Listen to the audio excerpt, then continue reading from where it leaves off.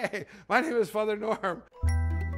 Our journey through life is a journey in learning how to love. That's what you're called to be, people of love. What can you do to bring love into the world? Near the end of my training, I was so happy. My youth group came together and I began to feel like I was a part of it.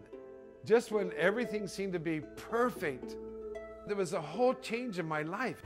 The central conflict of this book is a priest falls in love with a young school teacher named Shayla Strohmeyer. This young lady comes up to me about my age. She was beautiful.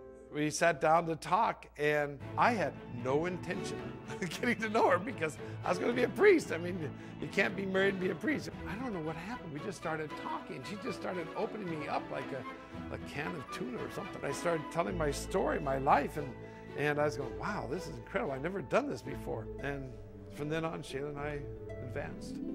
Whenever Shayla and I were together, it felt so good. I go, what's wrong with me? I never felt like this before. And I said, uh-oh, I'm in love. I'm in the seminary to be a priest, and I'm in love. This is not cool. He's almost at the place where he's going to take his lifelong vows. What is he going to do? He loves this woman, and yet he believes God has a calling for his life. I was so scared, thinking I made a horrible mistake being a priest. I went through a lot of challenges as I went through this. Just kind of tried to listen to God. God, what are you trying to tell me to do?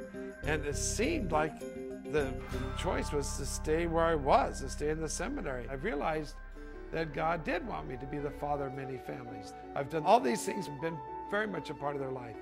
About a little bit over a year after I was ordained, she came and said, I decided to get married, and we want you to do the wedding. And I went, oh, whoa. And then I thought, well, I don't want anyone else to do it. So I said, yes, I will do your wedding. I don't have any regrets about that decision at all because I stayed close to David and Shayla and their children and their grandchildren, and they're like part of my life. I hope this book really affects people's lives. I hope it inspires people. What's been so beautiful for me about writing this book is being able to look back and see how the relationship that I had with Shayla, that God used that to help me to understand love. It's a lifelong love story, but it's a romance unlike any other romance you've ever read.